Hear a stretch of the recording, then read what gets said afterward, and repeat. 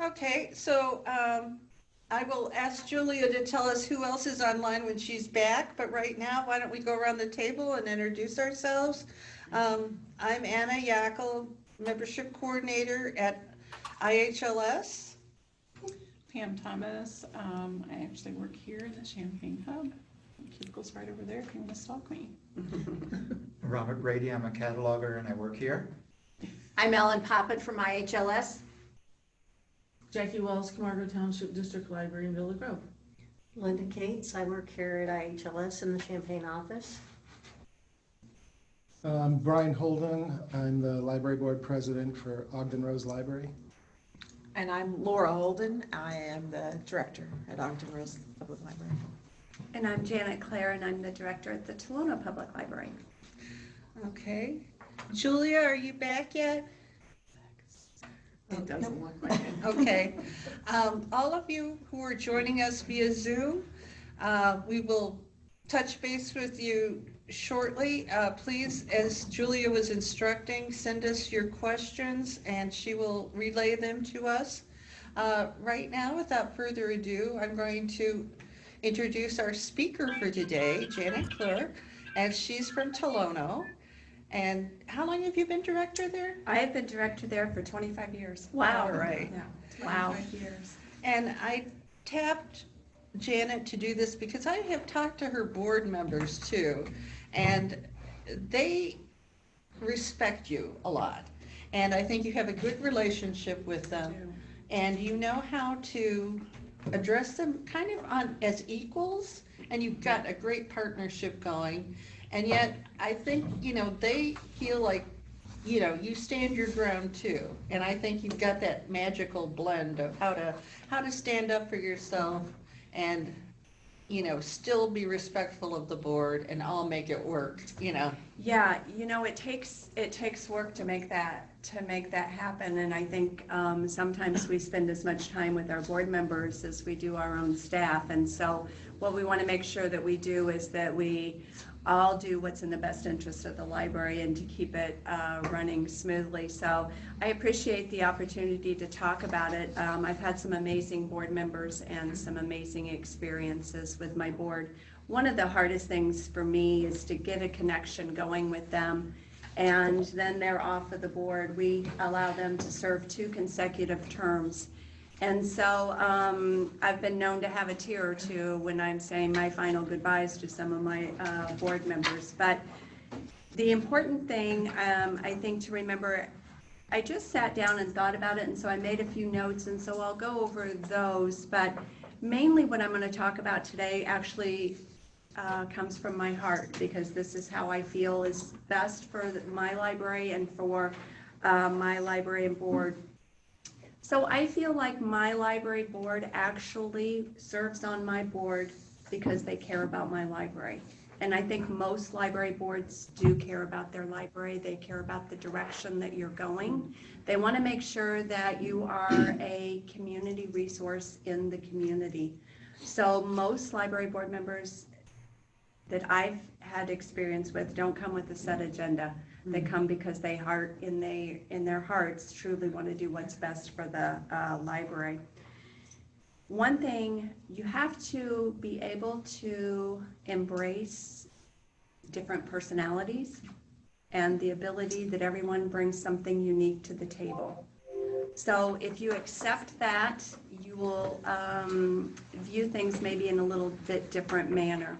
I don't expect all of my board members to agree with what it is that I'm saying. But if I feel real strongly about it, I will convey that to them in a way that I support what it is that I'm saying. And that can be through Illinois library law, it can be through conversations with other librarians, it can be conversations with other Illinois Heartland staff members. So I think it's okay for interpersonal differences. I think embrace that and do what you can to make sure that everybody's voice is being heard. At our library, I like the idea that our board feels comfortable enough with everybody having a voice, and that's important. You don't want just 1 or 2 people saying things. You want to truly educate and inform your board. they are not there on a day-to-day basis. So you need to create that picture in their mind of what's happening in your library. In order for them to understand what your needs are, you need to be able to convey to them what's going on day to day. I know some board members come in once a month, and that's the night of the board meeting, and it's hard to get your story conveyed to them. But you have to really work on that, which kind of leads me into, if you have an opportunity to meet one-on-one with different board members at different times, take advantage of that time for the one-on-one. It gives them an opportunity to know you personally and for you to know them. I have one board member who drops off books every morning. And sometimes I'll say to her, I can't wait for the board meeting. Wait till you hear what I'm going to tell you. And it gets them excited about coming to the board meeting. I've also heard that some libraries have difficult time getting board members to attend their meetings. And I can honestly say that's never been a problem for me. I have certain board members that hate to absolutely miss, and I have some that will come when maybe they shouldn't have come because they're not feeling well or whatever. But there are those library board members who don't always come, and that's a tricky one to try to get them to come. So I always try to make sure that they understand that our meetings are going to be worth their time. You want a board president that's going to be keeping your board meetings on track and keeping them going in a good direction. Take advantage of being honest and open with your board. I think my reputation with my board is if I don't need it, I'm not going to ask for it. So if I do ask for it, be rest assured that it's something I feel in my heart that I need. So honest and open about everything. They need to understand the struggles that you go through. They need to understand what's going on day to day, even with your staff. You know, I have a library director's report. I assume that everyone does that in their board meetings. And so I take that opportunity to put what my staff are doing and what I'm doing and what the finances are doing and committees. So educating your staff also to know who the board members are is helpful too. You want to be able to, in a meeting, when you're talking about your staff, you want your board members to know who it is that you're talking about. There are some resources that I have found helpful, and I did bring a few copies for my people that are able to attend, but these are available online and you can certainly print out these particular sections. So the trustee fact file put out by the Illinois Library Association has this section called Trustee Duty and Responsibilities. And that's a great resource. This is something you could go to your next board meeting and hand a copy of this one section out to them and say, I heard about this at a meeting. Let's all take a look at it. And it has a very clear definition of what board members' roles are. The other publication is actually put out by the state library, and it's the Illinois Public Library Trustee Manual. And the section in there is the role of the library board of trustees. And it gives a real clear definition as to what the expectations are. So it's my understanding after talking with Anna that there are some library boards that tend to maybe try to micromanage or get you to think about things in a different way. Always, you need to know what these say as well. You need to know what to expect from your board. Depending on what the questions are, there are a variety of different resources that you can point them to. So I've been known, for example, to email Anna and say, you know, I have a question, but I don't know that I want it to say from the Tolono Public Library on the listserv. Can you put this out there for me? And it can be something that isn't really a bad thing, but if I know my staff gets this. So if it's a general question, then Anna, I think you're willing to do Definitely. that. Tap into the Illinois Directors Listserv. Pay attention to those emails because there's some great discussion going on in there. And if there's been a problem in one community and in one director's office, it's happening in other director's offices as well. One of the other things that I do is I have a policy manual. And this is a book that I make a copy for all of my board members. And I make my staff sign off on it every year. So every year they read the policy manual, my staff does, and they understand it. The library board reviews the policies every 2 years and makes those kinds of changes that they need to. So depending on what questions might come up from the board, you can point them in different directions.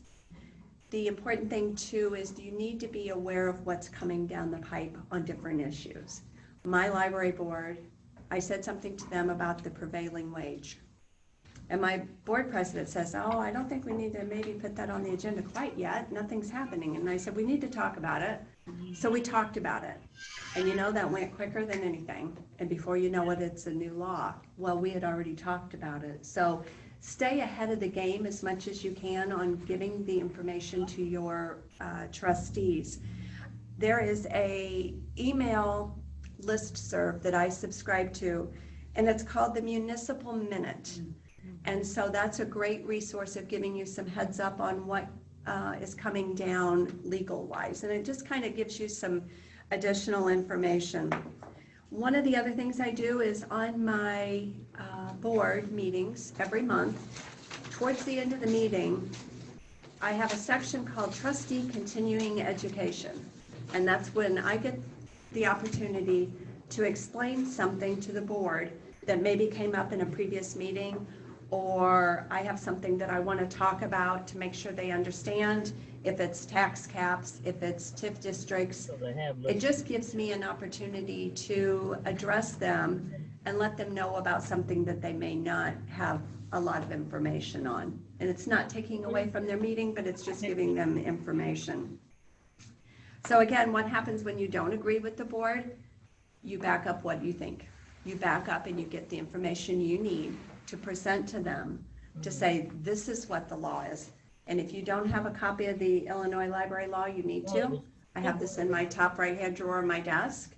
And an example might be, well, we want to sell somebody a non-resident card that lives outside of our school district. You can't do that. Well, I don't see why you can't. Well, the law says you can't. And I cite the law for them. So make sure that you can't know everything in here. I know Esther's here today, and Esther's been at the other end of my phone calls on different occasions when I just need confirmation that what I'm thinking is right. I don't know everything, and I want to make sure that I'm doing the best I can for my staff and for my board. So if I have a question, I will tap into other library directors to ask the question. Esther's taken phone calls from me, Anna, everybody in this room, even Linda Cates over here has helped me with different questions that I've had. So always feel free to contact another library director if you have questions. If you don't know who to contact, you're always welcome to contact me. If I can help you, I will. If I can, I'll send you in a direction that can. Or contact Anna or Ellen, and I think they would give you the name of a person that may have had that same experience or that same idea of who to go to. Mm-hmm. Definitely.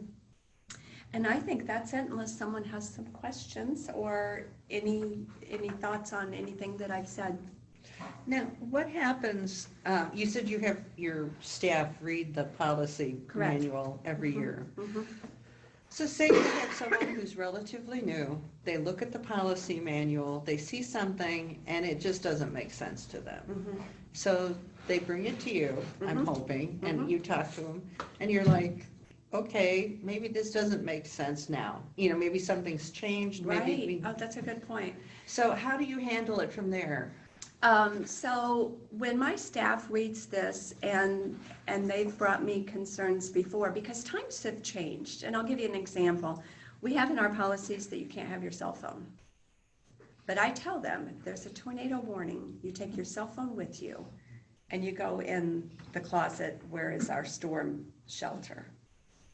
So that's an acceptable thing. I mean, that's something they need to do, is take their cell phone in there with them. But the policy says that we can't do that. So times change, and we need to keep on top of our policies, which is why our staff reviews them every year. and make recommendations then to our board.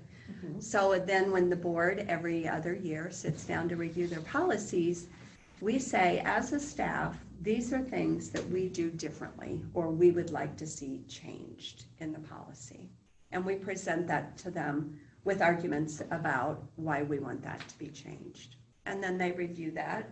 And that's a committee that I serve on, so I'm able to give them the background reasons as to why we really want to change that policy. But yeah, that's a good question. Okay.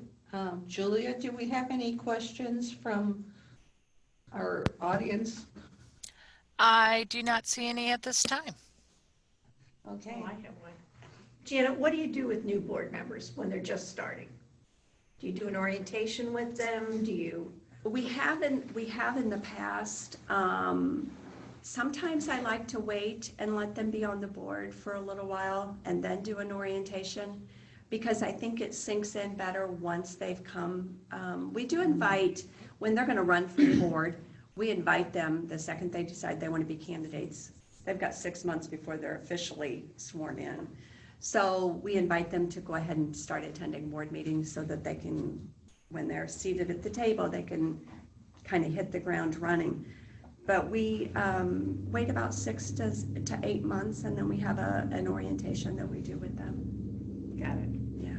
Do you ever have difficulty getting people to run for the board? Yes and no. So I don't ever like to pick people to run for the board. I want people to run for the board because they care about the board, they care about the library, and they want to serve on there. We did not have enough people running for our last election, and so we had one open seat, and I have gained one of probably the most delightful board members because she came to vote. And she saw that there was an empty spot on the ballot and inquired about how to serve on the library board. So she took that initiative once she saw we had an open seat. Oh, And she's cool. serving on one of my committees. I just had a committee meeting with her last night. She is a go-getter, and I'm glad to have her with us. Now, I don't know if this ever happens to you, but I assume sometimes the board decides to take an action, create a policy, whatever, Right. that you may not agree with. Correct. How do you handle that? You agree with it. You move forward with one voice. You move forward with one voice. When I was talking earlier about having differences of opinion, it may not be what I would do, given that situation, but I respect them, that they're doing what they feel is right, and you have got to move together with one voice. Usually there's sometimes I have to think about it and let it sink in before I can say to myself, okay, I get that. I understand why they're wanting to do that. If it's something that I feel super strong about, I will express my concern and say that this is your decision, and we'll support, the staff and I will support your decision. So, because we work for them. I work for them. My staff works for everybody that walks in the door, but I work for 7 board members, and their job is to give me a platform, and my job is to lay that out. And so, yeah, that's how we handle that. Okay. Janet, Yes.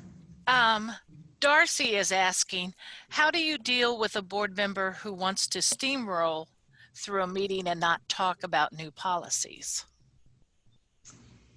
My recommendation on something like that is I would have a private conversation with my board president, and I would say, as a staff member, I want to make sure that I hear all opinions from all of the board, and make sure that we have a good full board discussion. And so the other part of informing your board and getting them to understand is what you're also doing is giving them their own voice. If they understand an issue, then they're more likely to stand in their own shoes and not get caught up in some kind of steamrolling effort, unless it's a good steamroll. Chris is asking, What if the board member is the president? Oh. Remember, I talk about those conversations that you can have with board members outside of board meetings. That's real important, to have relationships with them, and it's not that you're trying to undermine anyone, but it's them getting to know you and you getting to know them. And it might be an opportunity that you could say, I don't know what this particular issue is, but if it's something that you can point to in a policy, or if it's something in the library law that you can speak to, if you're having a conversation with someone other than the board president, you can say, you know, when I was at a meeting the other day, or when I was talking to another director, we were talking about this very subject, and this is what that other director had to say, or this is what the law has to say, or it's even in our policies that we should do A, B, and C. Okay, we have a board president here amongst us. And I'm going to tap on him to ask, how would you handle a situation, A, when it was another board member who was doing the steamrolling, and B, if you were feeling... It's funny you mention that. We kind of have a unique situation. Our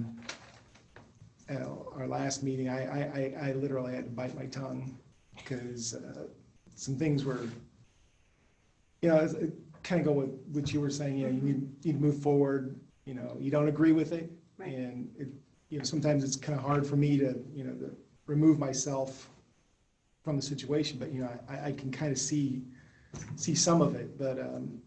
But last meeting, I mean, we had an agenda, and we were at the end of it, and then all of a sudden these things just started popping up out of one board member's mouth, and I was like, well, it's not on the agenda, why are we talking about Right. this? Yeah.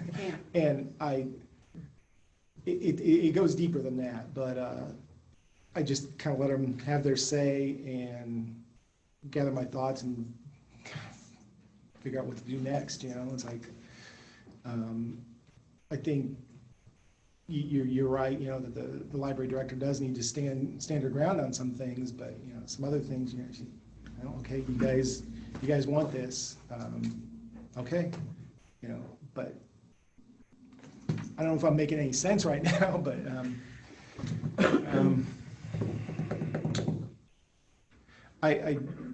but as president, during the meetings, you have to follow the agenda and go through with it. Right. But when these things pop out of left field, it's like, okay, just let them have their say, and we'll figure it out afterwards. You could always offer to put it on the agenda for the next month. Yeah. Yeah. In fact, that was, afterwards, I got to thinking, it's like, okay, next meeting, I'm going to say, hey, if you guys want to talk about something that's not on the agenda, make sure it's on the agenda before the agenda goes out, because we've got to follow this, because this is what the public expects us to talk about. And If you look, if I may, if you look at our agendas for the system board meetings, there's a piece at the end that they call agenda building. agenda building. Yeah, and that's when they discuss about what they'll have at the next board meeting. That's a good, I like that, because these things out of catch me off guard, it's like, okay. Because some things have happened, and it's just like, okay, this isn't cool. Well, it's unfair to you and the rest of the board to suddenly bring up topics that no one is prepared for. And I'd Exactly. say, you can, I think the agenda building is a great way to capture some of those thoughts, let people cool down sometimes, and also put it into a structured kind of format that you can talk as rational adults, hopefully, about some of the issues. Yeah, that's the. So this is for them to bring up points that they would like to discuss at a later date? At the next meeting. Yeah. Yeah. So how many directors do their own agendas? I do mine, and then I send it out to the board a couple weeks ahead of time and say, is there any changes, anything you want to add? Just because, they sort of forget, what's going on because they've got lives, Yeah. and so I usually don't get any response. So whatever I added on, but, on occasion, I have forgotten something and somebody will bring it to my attention, but I usually just create it and. My board president does our agenda, and she sends it to me a couple days before it goes out and says, do you have anything you want to add to the agenda? And then it's sent out with their board packet. That's lucky. Yeah, I know. I used to, when I was a director, I would call a couple weeks before and go over the agenda with the board president. And then she might send out, a general email to people saying, are there agenda items you want to add? And then they would reply directly to her, just that one.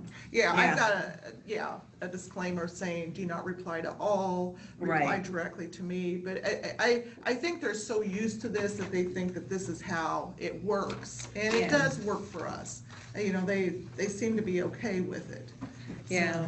So, I think often it falls to the library director to actually pull the agenda together, so it depends if it works. yeah, I think they think that I know more of what we need to discuss. And I've got an annual list, like, okay, and this, during this time we discuss this, and this time we discuss that. So I just kind of pull all that off and plug it all in, and if there's new items, then, so it seems to work for us, so.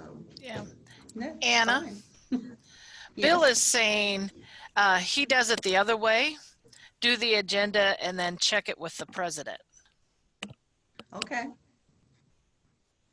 Yeah, I think that's it. It's kind of like the precedent. What's the established way of doing things, in your library, and if it's worked. I think you need to be, as a director, you need to be open, and if the board president suddenly says, I want to do the agenda now, you let them do the agenda. That's kind of the way it rolls.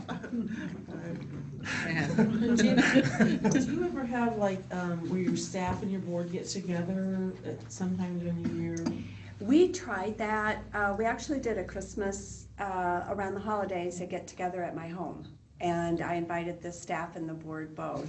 And what I found was my staff doesn't feel comfortable, with being around the board. We've gone out for dinner one year. The board thought, a neutral place.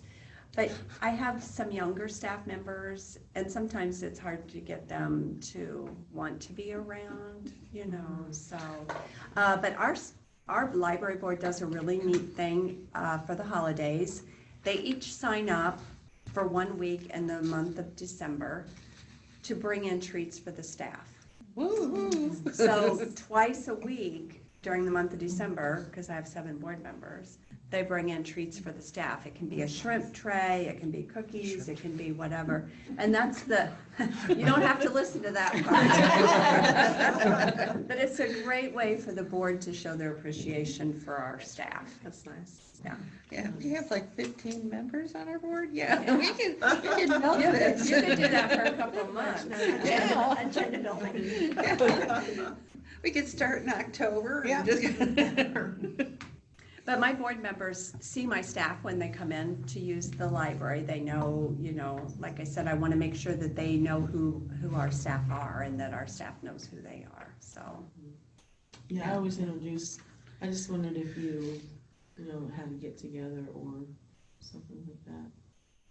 Yeah, I just don't feel that, that with the staffs that I've had, that's really workable or doable for them. I can understand that though. Yeah.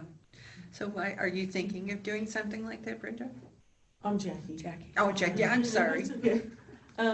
I just wondered if she ever did anything like that, I could see where, when you say that, how that could be awkward for me. Yeah, we're actually starting something new. It's in my board report for tonight. As a result of our Arsenal visit, we're actually doing a staff dine around. Oh. So that we have specific Tolono Library shirts, and if they wear their library shirt, we're gonna go to Culver's. Then we'll buy their meal for them, and it's gonna be a staff meeting that's held outside the library walls. And it's called a staff dine around, and that's something that we took away from Arsenal.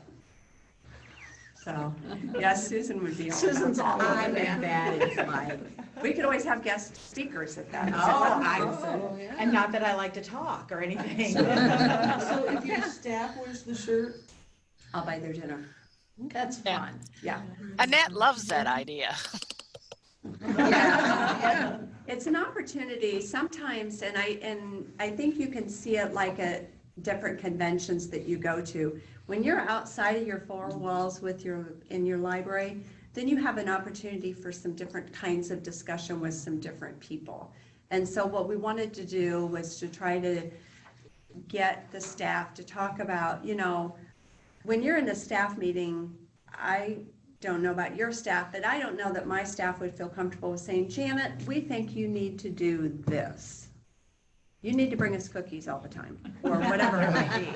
But if I'm sitting in a restaurant and we're having dinner in a different setting, hey, Janet, why don't you start bringing us cookies once a month? It just gives it a different feel where they might feel more comfortable with opening up about things that they would like to have.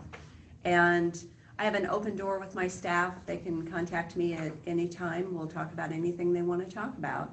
I've had some suggestions that have been brought to me, and sometimes I'll listen to those and say, let me think about that. And sometimes I'll say no. And 2 days later, after thinking about it, yeah, I think we might be able to do that. So I listen to my staff and what their perceptions are on things. And so I think it makes it for a good working relationship. I have a staff of 11, and it makes for a good working relationship. And there's mutual respect between the board and the staff. I think you and I were talking before the meeting started. I treat my staff, they are volunteers. Let's not forget that. And they're giving of their time to help me do my job in my community. And so we want to be appreciative of what the trustees are doing for us, because I think at the end of the day, they have a good heart about what it is that they want to see. Sometimes we need to figure out how to get information from them in a different way, maybe, is what you were talking about. Mm-hmm. Part of that, I think, is educating the staff and the board that we want to hear what you have to say, and there's a way we're going to do that. Mm-hmm. Okay. Any other questions, Julia?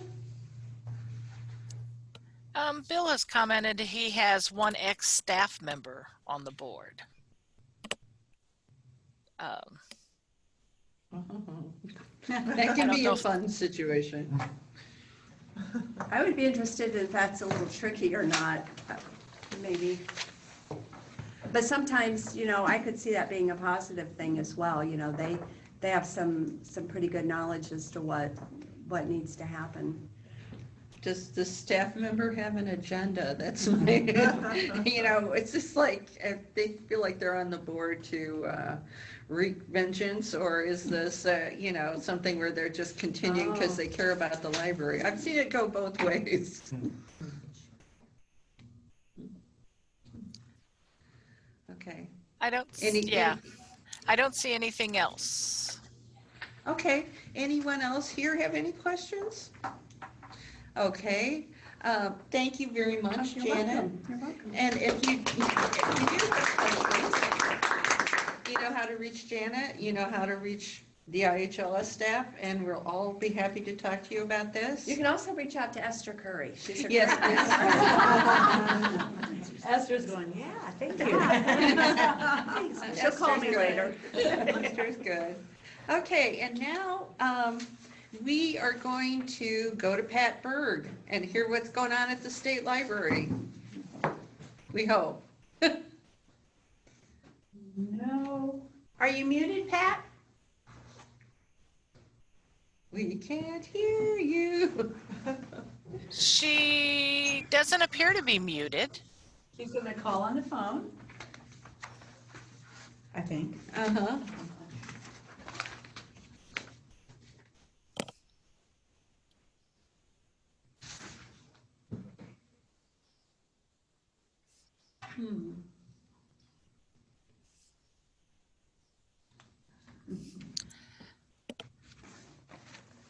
Pat says, I am connected to your phone and have you on speakerphone. Pat. Okay. She should be able to talk to us via The phone, yeah. which is, Oh, well, wait a second. Let me see. Okay, Pat, try again. I just, Can you hear me now? Yep. yes. Yes. All right, now I'm going to go back to the camera. And can you hear me now? Yes, ma'am. All right, all right, all right, as they say. Anyway, I apologize for my technical difficulties today. I was kind of moved from our usual meeting, which is completely fixed now, but another meeting was going to be in there, so I do apologize. This is a great meeting that you're having right now. Such important topics with specifically all of the board issues, and what a great opportunity for the members of IHLS to contact each other, network, and also to the wonderful speaker there, Janet. Thank you for that. Thank you for inviting us to State Library to attend this meeting. Got a few things to report, and greetings from the Secretary of State, Jesse White. Two of our per capita grants are in full swing right now. The school district library grant is in full swing right now. We are receiving lots and lots of applications and checking with folks about those. Those are due on October 15th. And the public library per capita grant is open. It opened on October 1st. And it is due on January 15th.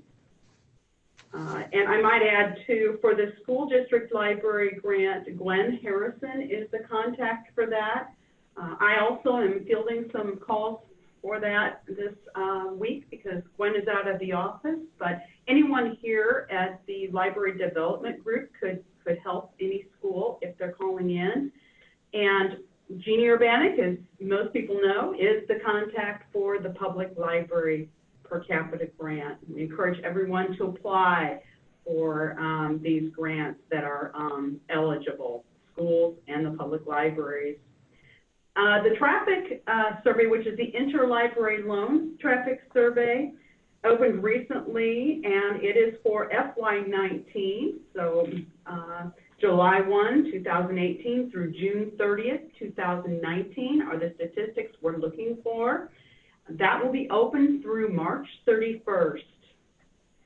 The Try It trial has begun on October 1st, and it is available through November 30th. I encourage everyone, any type of library, to get on board with this. It's free, and you have these 2 months to look at all kinds of databases that you may be interested in, perhaps purchasing or going in with a consortium, or just if you've got some projects where you're needing to get some data and download some information, this is a perfect opportunity. And I know all the libraries usually give us a lot of great feedback, and if you've got any questions on that, you can at least this week call me as well. And then I'd like to say also those FY19 library system annual reports have been submitted, and we are reviewing those, and we will be getting back to the systems about that. And that's all I had for my report. If anyone has any questions, I'm happy to entertain them.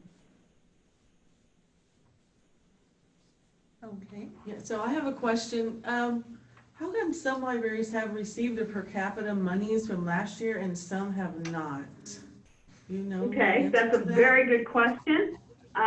This has to do with the queue that is happening at the state comptroller's office.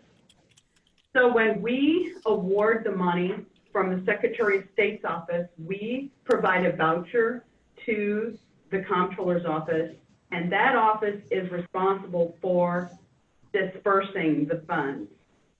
There is some sort of formula that they are using at the comptroller's office that is probably known only to them, and we don't know. So, but But the thing that's really important is anybody that has received an award letter from this office will get the money. It's guaranteed. It will happen. It is just that they have a queue and a certain way of parsing out the funds at the comptroller's office. And one thing I would say is, if you're unsure as to whether, particularly in school, sometimes there's not communication, there may not be between the business office and the library, you can always go on to and that's not a negative, it's just these things happen and there's turnover and so on. You can always go on to the state comptroller's website, and with your organization's FEIN, you can go in and search to see whether or not those funds have been allocated. They're allocated, but whether there's been a warrant issued and whether it's been dispersed and whether it's been cashed. So that's your information place to go for any payments from the state. And you would use us as the issuer, and your organization would be the vendor. It's a really nice, and they have a very user-friendly search tool in there, and we are always referring schools and publics to that website so that they can check. And you can go back through different fiscal years, because even if we say it's an FY, et cetera, year, it has to do with when it's issued. So if you don't see it in FY19 or 20 right now, you can go back to FY18. I really would recommend using that if people are, have questions whether or not something has been issued. But rest assured, it will be issued. Thank you. Anyone else? Someone, Johnny is asking, what was the website Pat is talking about? I missed it. Okay, that is, if you go to the Illinois State Comptroller's website, there's a button you can press that talks about payments. And I can send this out to the group. I can send I can be looking here, and I can type it into the chat box. Okay, thank you. If that's helpful.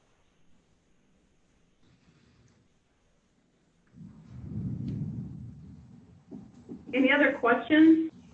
This is your time. I'm on the hot seat. Now's the time. No. Johnny said yes, thank you. Is the state library going to have a big push for the census coming up? Do they have any plans to do some stuff with that? Joe Natale is working on partnerships with the public libraries, and in fact, he's doing a presentation at ILA, and there is a core group of state folks that are working on that. And yes, we are letting people know that that those public libraries are going to be very key in collecting that information. Thank you. Okay. Susan? I was just going to say, this is Susan Palmer from Illinois Heartland. Hi, I just Susan. How are you? Hi, Pat. Fine. How are you? I'm doing well, thank you. That's good. I just took a Live and Learn webinar, Live and Learn construction grant webinar. So those are coming up too, right? Due January? Mm-hmm. We actually received our funding for that for our library, so I was excited about that. Good. Yeah, we're waiting on, and that's Mark Schaefer's Ballywick, and he's watching that very closely as to when that will be going forth. Okay. Good. Okay, any other questions for Pat? Okay, thank you, Pat. That was very informative.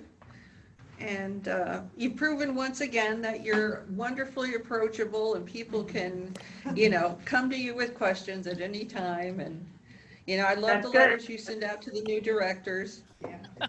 Anna, So, again, Good. one more question. Bill is asking, how does his library get involved with the census effort? Well, we can contact it, or you with Rick Warren then? Let me go back. Brem Library. Bill from Mount Vernon. Mount CM Vernon. Brown. Yes. Yeah. And I we will will send be the talking about that a information. little bit more. Yeah, and I will send the information out, but I believe we had a mailing about this very recently that went to all the libraries. So I will make sure that we follow up with you at Mount Vernon. Okay, great. Thank you. Thank you. Okay, thank you, Pat, once again. And, okay. now Welcome. I'm Thank you going for coming. to ask Ellen to talk about the system and membership. Sure.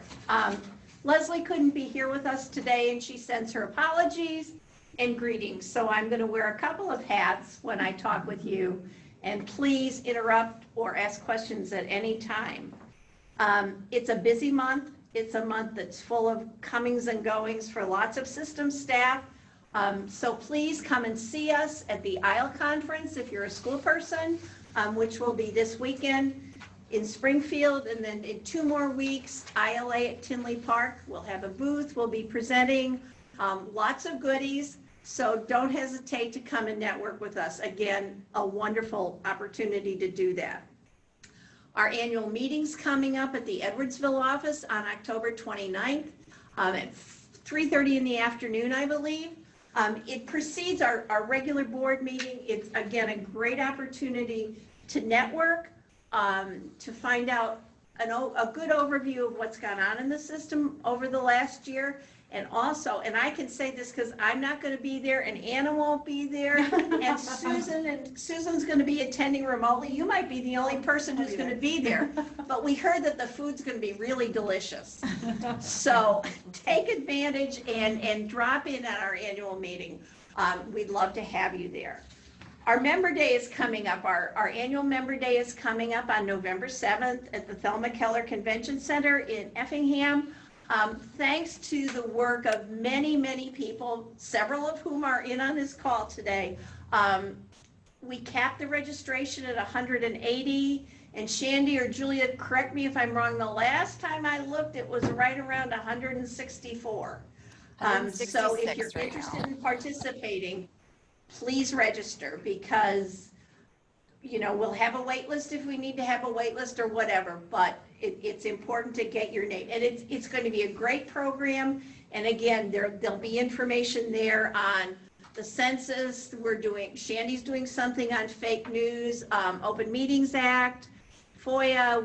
We're happy that this year we're going to be able to offer school librarians their professional development hours.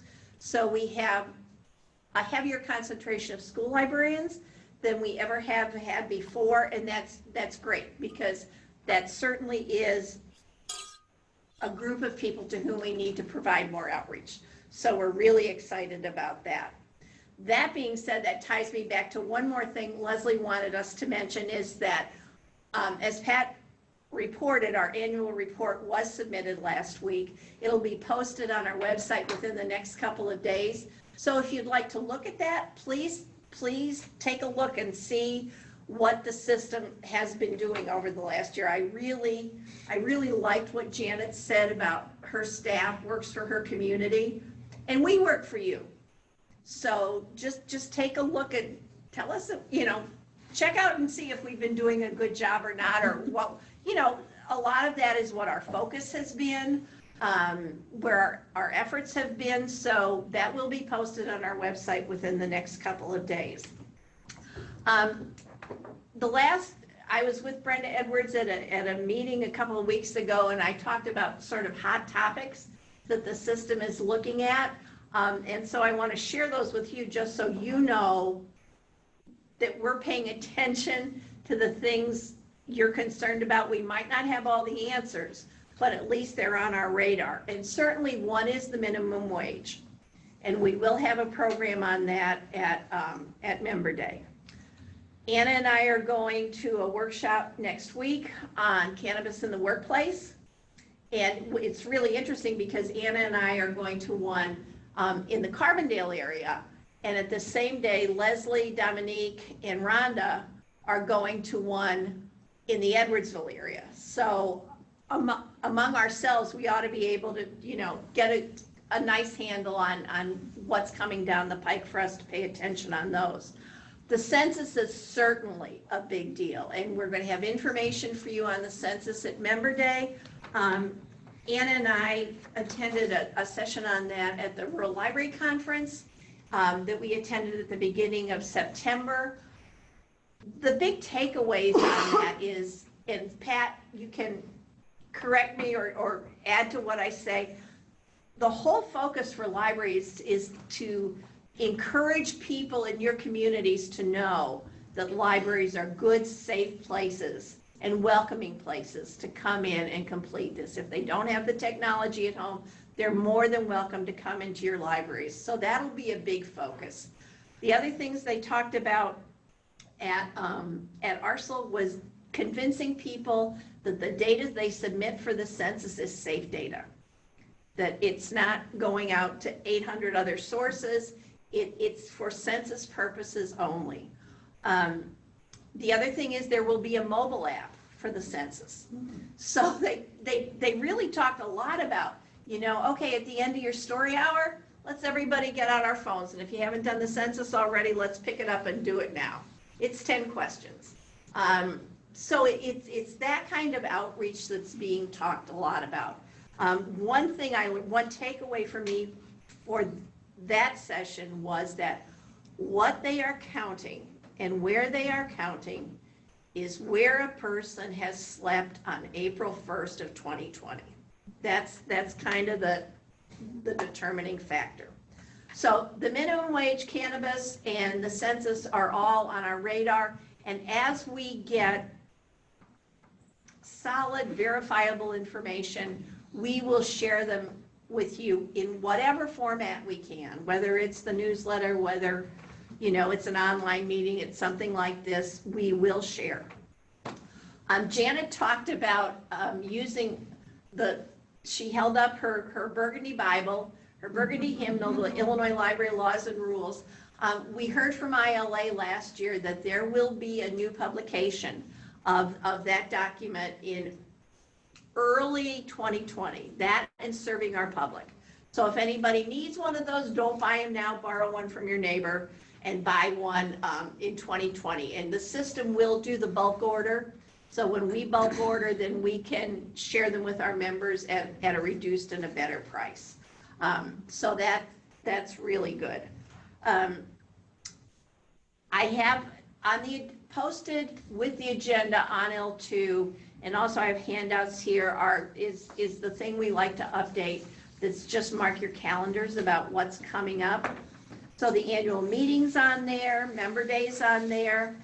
Anna is doing a training for trustees at the Chatham Public Library on November 16th.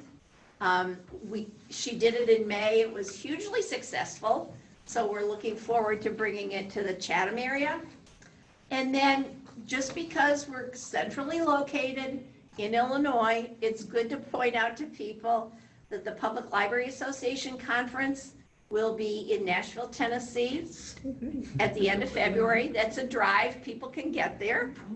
And the Rural Library Conference next year will be in Wichita, Kansas. Again, that's drivable for those of us in the central part of the state. And then the rest of this document has to do with when other Members Matter meetings are coming up and also when our board networking meetings are coming up. The way we formatted the board networking meetings is Anna, as you can tell, brings her expertise in working with trustees to the system. And so when we have board networking events now, there's a little educational piece for trustees in there. So whenever there's one in your area, please encourage your trustees to participate, because we'd like, that's a real focus. Our two focuses this year as far as system outreach are reaching out to board members and reaching out to our school library population. So we're really looking forward to that. Our next Members Matter meeting will be at Pat Berg's house at the Illinois State Library on December 3rd. So that's always a fun meeting. So I have one more thing to add, but before I do, any questions for me? Or any system-related questions? When is the 16th, what day is that? It's a Saturday. So is it, what time is it gonna be, honey? 10 in the morning. Put that out in my next board meeting. Thank you. Where's Chatham? South of Springfield. Yeah, okay. It's right south, exactly. Okay. Right off 55. Yeah, it's not hard to get to. Julia, anything else? I'm not seeing anything at the moment. Okay, then I'm going to, then Anna has something very exciting to talk to you about as far as a conversation we had last week. Yes, Ellen and I were contacted by Cindy Robinson from the Illinois Library Association. And, you know, we've had several conversations with Cindy and Diane saying, you know, our members love ARSL. When they went to Springfield last year, so many of our members said, this is the conference we've been looking for. These are the people who get us. They understand what our issues are, what our dreams and visions and hopes are.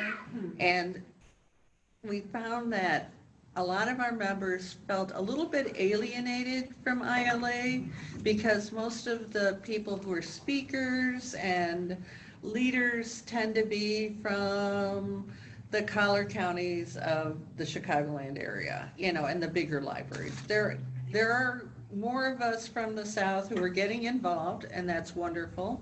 And I'd like people to continue doing that. And they really took this to heart because, you know, Diane also went around about a year ago and talked to people about how ILA can reach the central and southern parts of the state, because they are the Illinois Library Association, and they are really taking that to heart, and they want to serve the entire state. And one of the ways they feel like they can do that is they're interested in creating, well, exploring and creating, if there's enough interest, a forum for small and rural libraries in Illinois. And so they will be meeting, the first meeting will be, well, a kind of discovery session, I guess, will be, it's not an actual formal meeting, it's more like, let's get together and see who's interested in exploring this further. We'll be at ILA, and ILA is in Tinley Park, so I know not all of you will be going, but on Thursday of the conference at 10 a.m., we will be meeting to discuss this concept. And I will gladly share whatever comes out of that meeting with all of you who cannot attend or who are not attending ILA. I think this is an exciting step forward. 80% of Illinois is rural, and our voices need to be heard. We need to talk to each other. We need to get more power going. We need people in power to pay more attention to us too. And I look at this as a great way to advocate for our libraries. And I'm hoping, I have high hopes for this. And, you know, but we need your participation. We need you to put your boots on the ground and be there with us as we build this thing. So I hope you're all up for this too. I think it's got a lot of potential, and I think it can lead us to some exciting places. So that's all I have to say. So any comments on that? Like a rousing huzzah!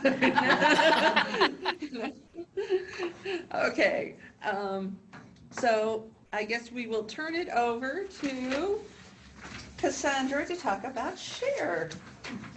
Thank you, I appreciate it. So SHARE has had a lot of items up for member comment, and so I just wanted to start by thanking everyone who took the time to review some of the changes, come to our town hall meetings and put your thoughtful comments to some of these changes, because our committees are working for you, and I think that they take that very seriously. And so when we have different proposals, we really want to know what all of our members are thinking, not just our committee members, not just our staff. And so everyone who's participated, I just wanted to again extend my thanks for that, because it really does shape the direction that our consortium is going. So that being said, we still do have 2 items up that are going to be discussed actually this week. First is a tiered voting system, which just basically says that items that are affecting our cataloging libraries would only our cataloging libraries would be required to vote on those items. We also have share fee increases, which I know we've got a couple people comment, but we certainly want more comments. We're actually going to be meeting tomorrow. Our Share Finance and Policy Committee will be meeting tomorrow to discuss that a little bit further. And then on Thursday, our Share Circulation Committee will be discussing the member comments that were last month in regards to auto renewal. And so if you want to sit in on those meetings, please feel free. We also, excuse me, we are also, the Share Executive Council will be meeting at the IHLS Member Day, and then it will be followed later in the afternoon by a Share membership meeting. And so if you have time at the end of that conference or the end of that event to stay with us, we'll be talking about some of these initiatives, talking about the year in review, and we'll also be talking about our new program, the Kit and Caboodle program, which we are getting lots of different groups sending us books to really start to flesh this program out. We're ready to start beta testing it. So we'll have a presentation on that to see how it works and see how it will benefit your library. So we're really excited about that, so mark your calendars. And we have had some staffing changes here at the Share, with the Share program. So we are currently without a system admin, but we are continuing. Our day-to-day operations should not be affected. We've got the wonderful, talented Kim Sparks, and she's still handling the day-to-day requests just like she would have before. The more advanced things we'll be taking to Polaris, or if we can't handle them in-house. So I really hope that you won't see an interference with your operations. If you have a question or a need, please feel free to continue contacting us and let us know what your needs are. We will be posting that position, and so hopefully we'll have someone new to introduce to you very soon. To put on my IHLS hat for a moment, we've got some demos coming up.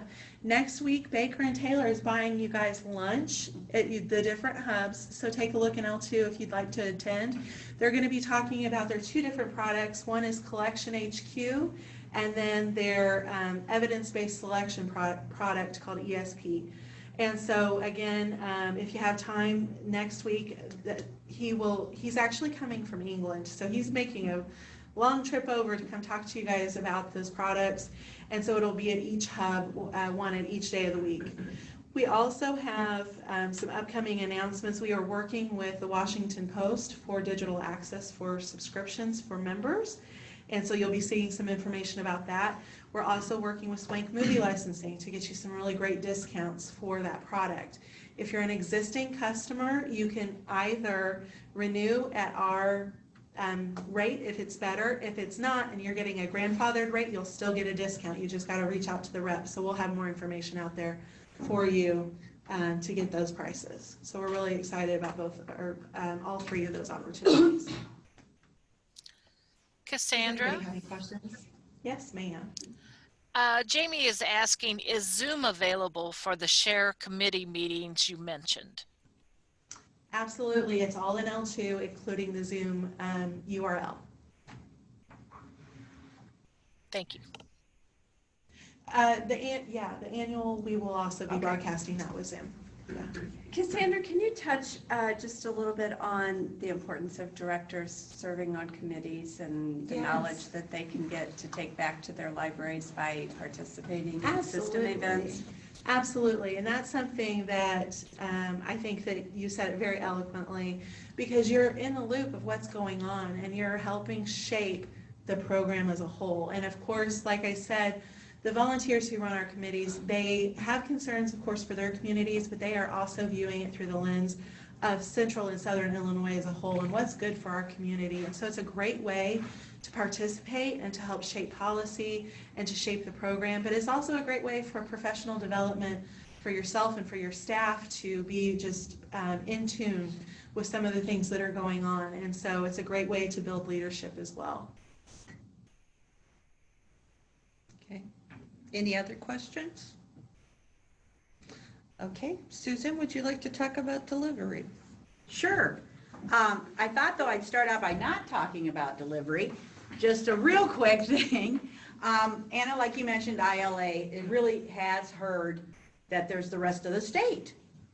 I think it's a wonderful time, a wonderful opportunity to get partnerships done. What Reaching Forward South Conference is actually might be part of a pilot project, a 2-year pilot project with them, and we may end up being one of their forums as well. They would be helping us with different aspects of the whole conference. We have a conference coming up March 20th at the iHotel. Got too much sharing. No, never too much sharing. At the iHotel, March 20th. Our theme is On Our Way. We are looking for presenters. And if you've never presented before, this is a wonderful conference to kind of slip in, get some experience, partner with somebody. Maybe you have a great idea. We would love to hear from you. You go to the reachingforwardsouth.org website. There should be a form there. If you have a great idea, but you don't know who you could also have come with you, let us know. We can partner people up. Betsy Mahoney from 6 Mile Regional Library District. I think I got all that right. She's our committee chair. Reach out to her. Her email address is betsymahoney@smrld.org. We would love to have presenters come in, and it's a conference really it initially started out years ago, I believe, for the support staff. It has morphed a wee bit, where it's also important for directors too, because sometimes, as you guys know, the director is the support staff and the janitor and everything, so it's got a couple different kinds of tracks that you could go to that would be helpful if you were a support staff or a director. So we're looking for that. So are there any questions about Reaching Forward South? And then I'll go on to delivery. Nobody knew I was going to do that. Sorry. That's exciting. No, That's that's exciting. That's super exciting. There's good things happening, always. Okay, going on to delivery. Good things happening, always. A couple things. Many of you had been around when the apocalypse was created a few years ago. I had maybe made too many changes at one time. So I'm just kind of prepping that. Looking at Linda Cates. I'm just kind of prepping that. We are again looking at our boundaries of the 3 hubs and the libraries that are in them.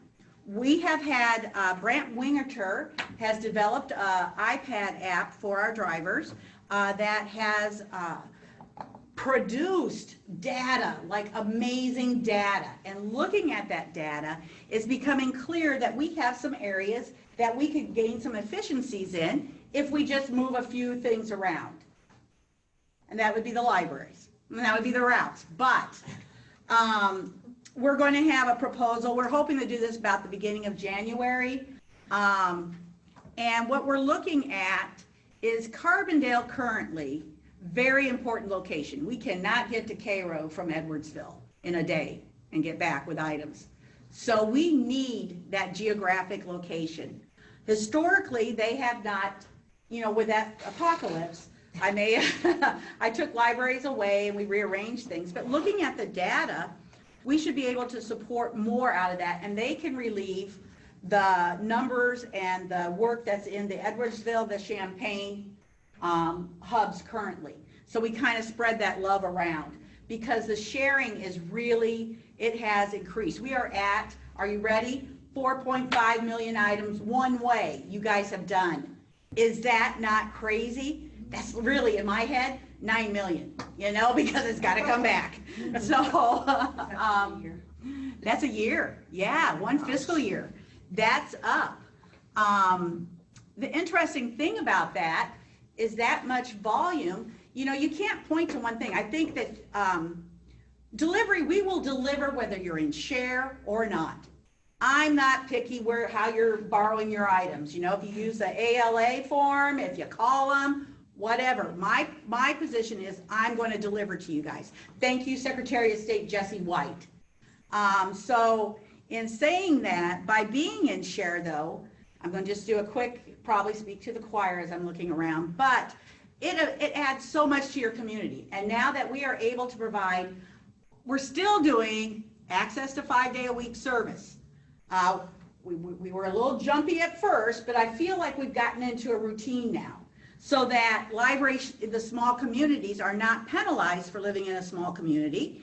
If you have something, if we have something, we're dropping it off. We're still working on a button so that if you have something, you could hit the button and I would get a notification. Brant assures me it's more than just a button. So, but the iPads have been wonderful. Anyway, so that would be why we're going to be looking at those boundary locations to really utilize what we have, and so that we have, instead of having a route that's maybe only 110 miles, we're going to add a couple more, you know, a few more libraries on that, so it all gets to be about as even as we can. That way also our vans that we have, which is 22 vans and 2 box trucks, would be at not capacity, but really using them to the best of what we can use them for. So that's something that's coming down the road. Our second thing, and then I'll stop after this because I do ramble, so I made myself a list. Good. Yeah, Anna's thrilled with this idea. Like it's new to me, and she's like, I can't believe she's never had a list. The next thing is we're investigating an automatic material handler, AMH for short, so that you guys got your acronym there. The thing is that it's really a sorting machine. And what this sorting machine is that it has the potential, again, because of share, because you guys are sharing those items and you're part of one consortium, and even for people who are not in that consortium, it's still going to benefit you. But the power of that is huge in that this machine would read barcodes, or if you had RFID, it'll read that too, but you don't have to have RFID. The barcode will be fine. I know. We've got some with the books, you know, the barcodes are in the inside, okay? Well, that's where I still have some staff that, you know, when they shoot those off, then we use them, you know? It's not completely automated. It's just partially automated. So it would save on staff time. It would also, though, be able to provide label-less routing. So what you do is you scan your book, and then you put it on this conveyor belt, and it goes, and it scans it, and then it kind of drops it gently, guys, just about maybe less than 6 inches, into a tub. It knows what's in that tub. It knows where it's sitting.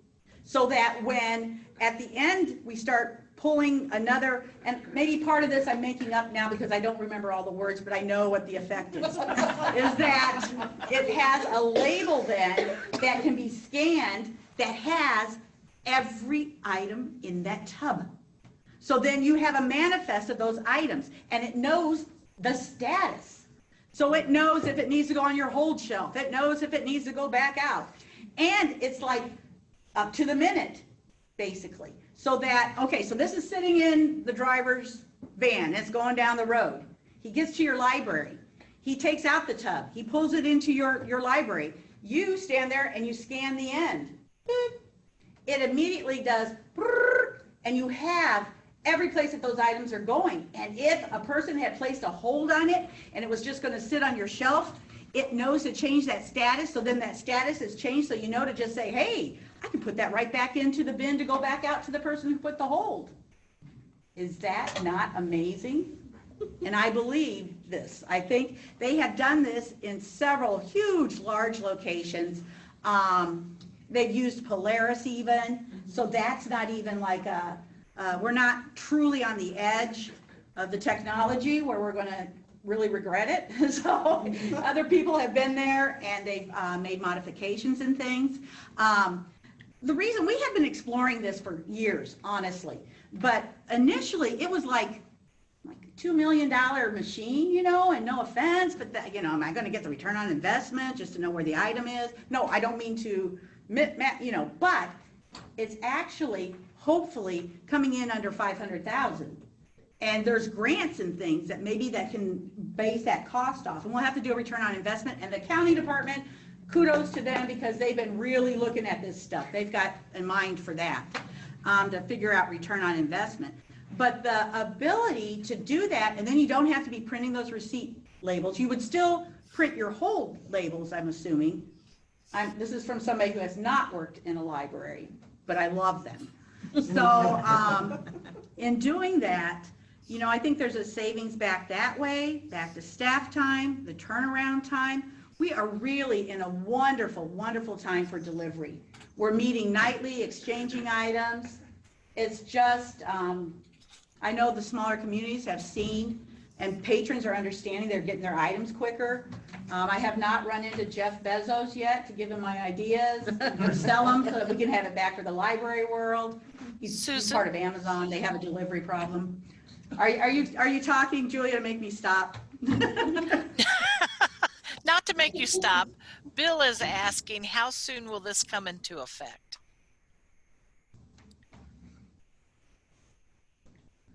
Well, thank you, Bill, for that question. However, you know, like we get these really great things. And in my mind, I'm like next fiscal year, done, July, you know, but the reality is there's going to have to be people who really look at this, make sure that this is, because it is a huge investment. Carbondale, even with switching the location of libraries, still will not see a benefit as much from this. Unless it's a smaller model, but I do see Edwardsville and Champaign, there being an immediate return immediately. So Bill, in answer to your question, I have in my head July. It will probably be July 2021. Okay, where will these machines be? Will they be in Edwardsville and Champaign or, okay. In our current spaces, Okay. we are moving towards that in the Edwardsville office. We have a little bit of a limited area. And yes, the staff there already knows that we're thinking of moving them, but in our hubs. The cool thing about this is, okay, so say we had a tornado and Edwardsville's gone. So then we look at a plan as to where would be the best location for that delivery hub. This machine, hopefully it's not in the tornado, can be moved and added onto. And it's not that ever has to be completely replaced ever again. This becomes the base. It's flexible, it's components that you put together. Okay. So that's kind of exciting too. So if we did have to move, and I mean, I think it's going to be still a good return on investment. Now, Was will that your the question? libraries have to have any training, like with the scanning portion of it, or will there have to be someone there to accept the deliveries? Because sometimes the deliveries are made when people aren't in the library, or how does, all of She's those so good at this stuff, huh? Gosh, anyway, really quick, no change to the libraries, to what you're doing. You're just not pulling that piece of paper out and slapping it on the book. Okay. I'm not having to have sorters read this and then maybe not quite read it. You know, it's going into a bin. You guys will still just scan it. You would then have a list though, a manifest of that tub that's there. So you know when you've received it. We know that we scanned it in at the hub. We know it was in the tub. We know that when you get to your library, you scan that, you know you got it. Okay. And the statuses. So one of the side benefits is there will be hopefully less items that just vanish into the vapors. And we've been really fortunate, not to talk bad about a third-party delivery service. However, we don't see those lost items like we did. We just don't. I've often thought about taking a webcam and going around the delivery hub so that people can see it can't really get lost. That there's not a spot, because I think that's helpful in the education piece for them to understand that, and a lot of times when we've had items that are missing, they've been found at a library. Things happen. We're human. I'm not saying that we don't lose things. Maybe a tub opened up. I mean, whatever happened and fell out. But for the majority, we are just not seeing those missing items. Great. But you guys watch that. You're very good and active about tracking things and coming back and saying, hey, you know what, I found it. I have a question for you. So I'm sitting here thinking, how can libraries help make that work better? Mm-hmm. I'm one of those libraries that barcodes on the inside of my cover. Is now a good time, or in the near future, for us to, on the front of the book, start putting our barcode in anticipation of moving in this direction? Yeah. I'll write something about this. Once I get like I tend to dream and vision. Right. But when I get more of a concrete, we're going to go ahead with this, then I can say, hey, libraries, are you able to help us in doing this? Because that will help that item go quicker and faster, and it's just on the outside, wherever they determine. You can even have it on the back. We can flip, you know what I mean? So as the sorter's undoing the tub, if it's on, you'll go, oh, it's not there. Oh, it's not there. Well, you still put it on there and it'll go somewhere else, but it can do front or back. Mm-hmm. But to have it visible, that is the piece. And the other thing for your sorters, it would be nice if we all had one upper right hand. Mm-hmm. Yes. Or lower left hand, whatever that's going to be. That's going to help the sorters too. So once you get those kinds of recommendations together, then you would inform the library so that we could start doing whatever we could do in anticipation of it to try to help. Oh, I think that's a fabulous idea. I've always wondered about that. Mm-hmm. Yeah, that's a cool. I mean, even if we didn't do what you're talking about, the automation, it would be helpful. Sometimes you can't find barcodes. Yes. You're like, where is it? Esther, haven't we talked about that issue at the CERC committee level? I think we have. I think it's just kind of been a local policy decision, but I think in the light of this sort of an organizational change, I think people would be more open to it. I'm sitting here thinking, we're in the process of moving everything to the outside already. And I'm just saying, I hope you guys decide on the upper right-hand corner, because that's where ours are going already. I don't want to. Oh, thank you. That's what would make the most sense to me, upper right-hand corner, but it's the easiest to reach. It is. Yeah. Mm-hmm. Yeah. And that seems to be where most that do it on the outside, that seems to be where they do it, so. Oh, that was great. Thank you very much. I appreciate that. And maybe we'll have, like some meetings before it all just is implemented on top of you guys, and, to have that kind of discussion, because after you guys have now been approached about this, and the company that we've been looking at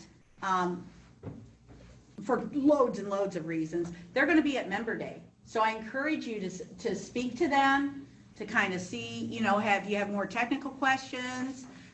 They are more than willing to share information about it, just to kind of get that either that trust or that feel, because even a good change is still change. Thank you, the apocalypse. What's that I think company's that name? this would be Lyngsoe, Lyngsoe. They actually are out of Denmark. I've been trying to get a trip there so I could see one in action over there, because I'm sure it'll look different. I have to I don't go know. to help you, Yes, Big yes. membership coordinator. I've been Duolingoing Swedish, actually. Jag dricker vatten. I drink water, that's all I got. But anticipation, of maybe showing up in Denmark. Okay, any questions for Susan? She will be sending out more information about this. And as she says, she's going to be writing something and all of that kind of stuff. So, you know, I think this is really an exciting opportunity for all of us. It sounds like it'll be a big improvement. I think it will be. I think there'll be like chaos initially, a wee bit. But once you get through that chaos, I think it's going to be, everybody's going to go, wow, I can't believe we did it the other way. I worked someplace that kind of did this kind of stuff, and you'll be surprised there's a lot less chaos than you think there's going to be. Because people have done it before us. Yeah, and it's like, if it's really doing what it's supposed to do, it goes pretty smoothly. So, okay, now. I now have a couple of questions. Uh-oh. So do we need, Johnny is asking, so do we need to start changing our current barcodes to the front or just our new books brought into the library? I would say just the new books brought into the library. We still have a process. It doesn't have to be there, but it's going to make that item go a lot quicker and faster. So I would say from, if you're comfortable doing it, from this point on, upper right-hand corner, and that way you'll eventually get the items that are really circulating. I don't see us having to go backwards, Mm-hmm. Okay, any other questions, Julia? No, Johnny said thank you, and Shandy just reminded everybody to visit the Longso table at Member Day. Yeah. If you go up and say something in Swedish, Danish. Oh yeah, they're from. Yeah, they just stared at me when I said Jagdrickervatten. They're not actually from Denmark. They're a company in Illinois. Well, in the United States. I've been talking to them for probably 2 years. We have been giving them data back and forth to see if this would even viable, So it was just at the time, it was like, $2 million is a lot of money. And at this, where we are, it's just not at this time, but I never get rid of an idea. I always keep it and recheck to see if it finally comes in to where it's going to be a fabulous thing. Mm-hmm. Okay, thank you, Susan. Thanks. That's exciting. List. Now it comes to one of my favorite parts of these events, the round robin, where we talk about what's going on in our libraries. And I will start with Janet. What's going on in our library? So, as a result of attending the ARSL, we're making some changes in how we do things. And one of my number one takeaways was getting out into the community. So I was back 2 days and contacted 2 mayors of area communities that we live in. Had a meeting with one of the mayors, gave her a list of about 5 or 6 things that we want to come into that community and do. Oh. And so the idea is that we really need to do more going out of the building rather than trying to get people into our building. And it's by going out that you're going to show them what you're offering, and that will make them want to come to you. So we've been working really hard on trying to figure out how to have all of that happen. We had a Tolono Fest in downtown Tolono last Friday night, and the library drug their I bought a really nice tablecloth that has the logo on the front, and we took our flyers and we created a scarecrow and drug it down to Main Street and gave away books. Oh, okay.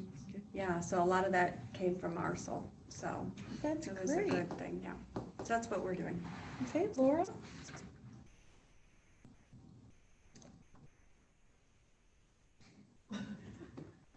Well, we had our 100-year celebration this year, which has been sort of an ongoing thing.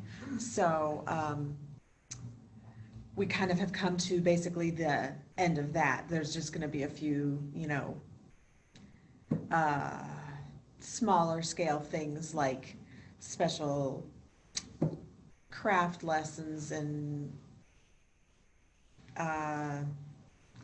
I don't know, the rest of the things that are going on this year is sort of the Friends of the Library handling. But one thing we do every year, though, that is coming up is our Halloween bash, where we feed the community, basically.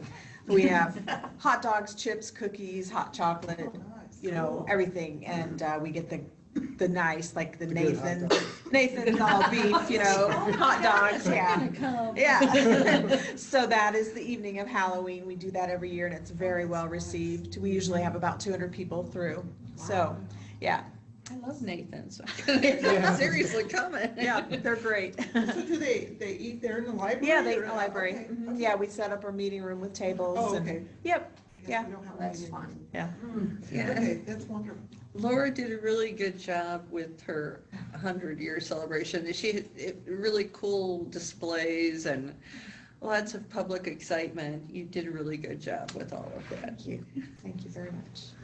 And so, yes, you'll have to tell me when the Nathan October October 31st. At what time? I mean, Yeah. if they're in the early side, yeah. Okay, thank you. Brenda? Yes, I actually don't have anything exciting to share. We have some programs coming up that we're excited about. Crazy Pumpkins. We have a program with that, craft and snacks for the children. And then, of course, Halloween, we're going to be giving out books. And so we hope we have a good turnout with that. So. That sounds like fun. How do you do that? Like, what kind of books do you give out? Actually, we buy through Scholastic, and it's So they're usually new books. yeah, it's just the Yeah. really soft cover picture books. Mhm. And you can get quite a few for a really reasonable price, so. I like So that we have an idea. assortment that the children can pick out. So. And what is Crazy Pumpkins? Yes. Well, actually, I'm not doing the program, so I'm not real sure. We've had people ask me.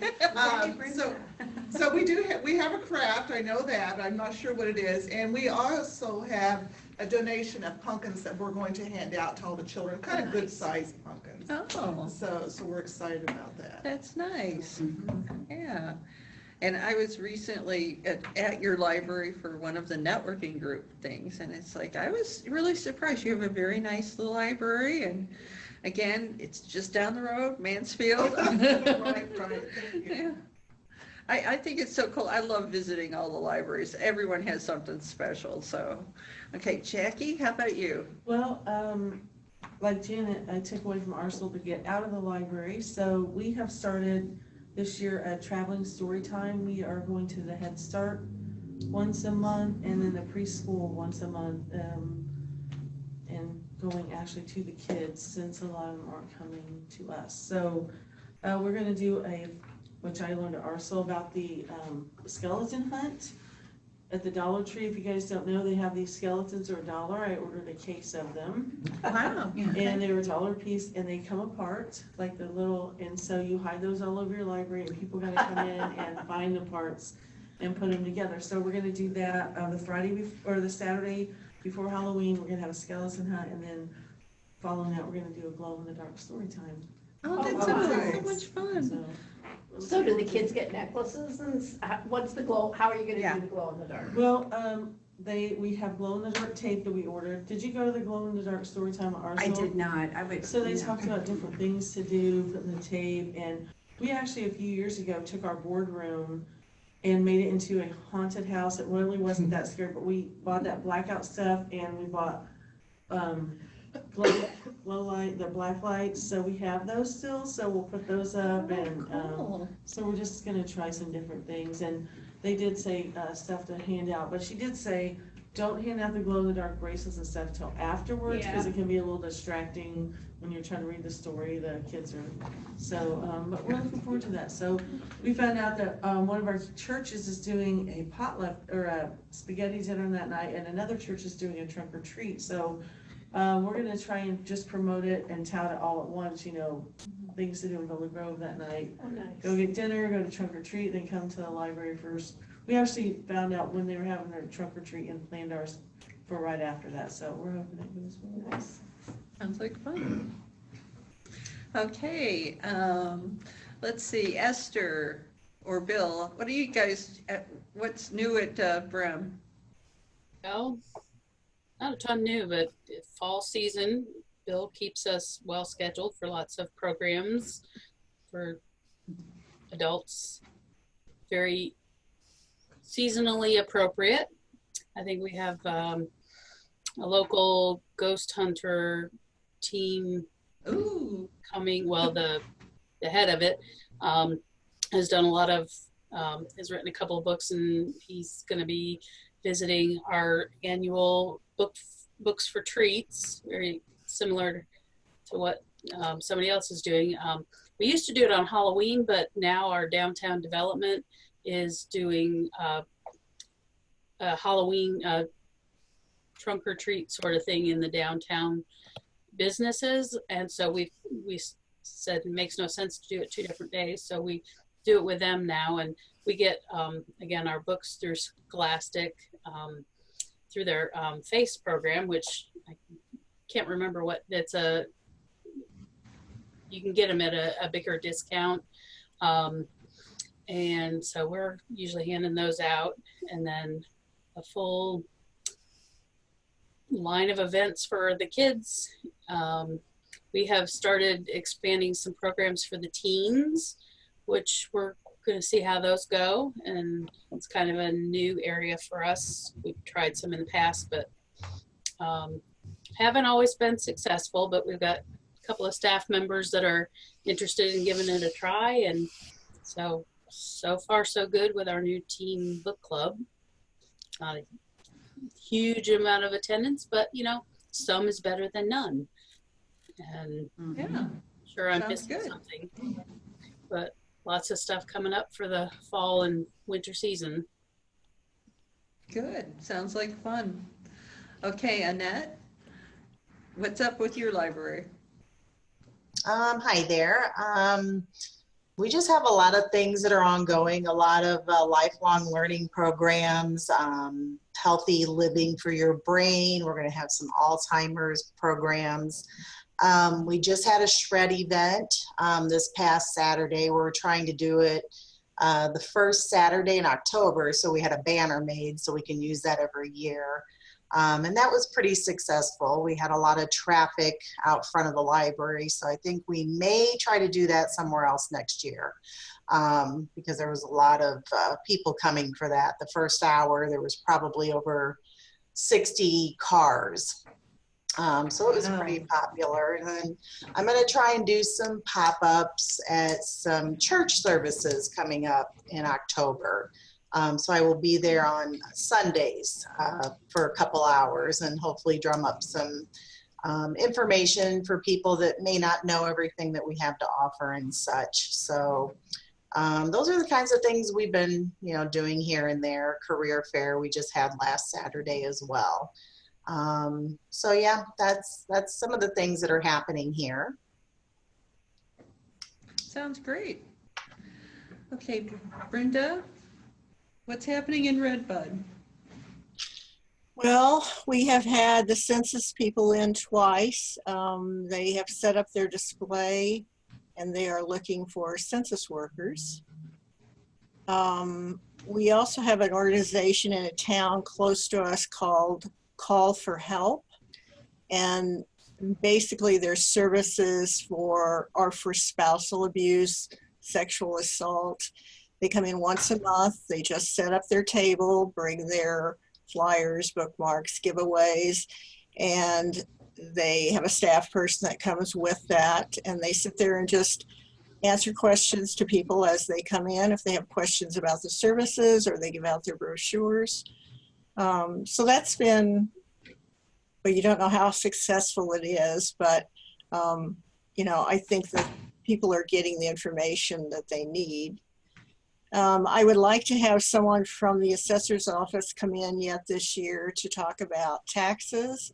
We've just recently gotten our property tax bills. Almost everyone's went up, and we are a tax-capped county. So I think people would be interested in how those things come about, why their taxes go up. And then we're doing the usual story times. Once a month, we're going to try to do, on Family Fun Night, we're going to do the bring your beer in and leave him overnight and see what mischief he gets into during the night. We tried to do that last year, and it happened to be a day with really bad weather, so we canceled it. So hopefully this year it'll go. All right. And I have to ask, is Spider-Man on the mend? Spider-Man is on the mend. Apparently he was in on Saturday to use the computer. I was not here, so I didn't get to talk to him, but apparently, yes, he is on the mend. Good, good. Glad to hear that. Okay, Darcy, what's happening in Ludington? We've got the We Readers and stuff almost every weekend for our 0 to 5-year-old groups. They come in and they do little projects and stuff, little keepsakes with their hands and feet. We made ghosts and stuff out of footprints. Parents love it because then they can just stick it up on their fridge. Kids love it because they can get messy. End of the month, we're going to have flu shots, blood pressure checks, Land of Lincoln legal services coming in for seniors and stuff about how to keep their rights and stuff whenever they're being put into homes so that their kids can't take over. And, because a lot of them, they're still really sharp and everything. They just can't get around as well. So they'll come in and help them with that. We're going to be the town's going to be doing trunk or treat outside the library. So we're going to participate in that. And then everyone can come into the library after hours for that entire week. And we're doing an Edgar Allan Poe escape room, The Telltale Heart. Ooh, and it's that sounds like fun. helped put on by the high school's FFA group. We're doing more stuff with the grade school now.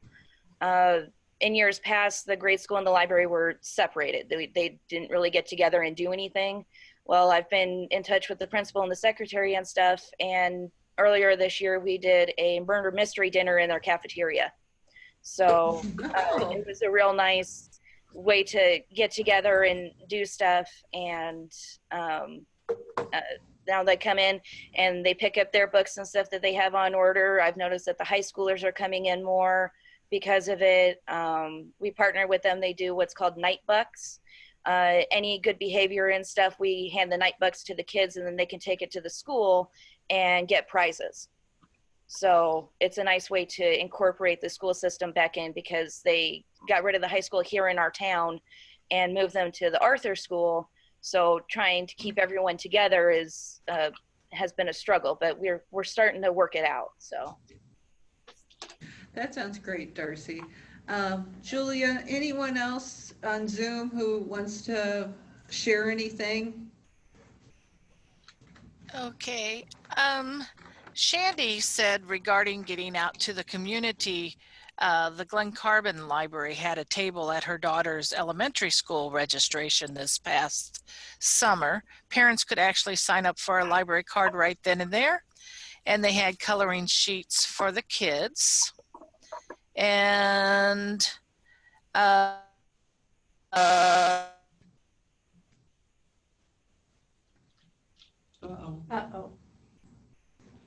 Looks like we lost Julia and Shandy.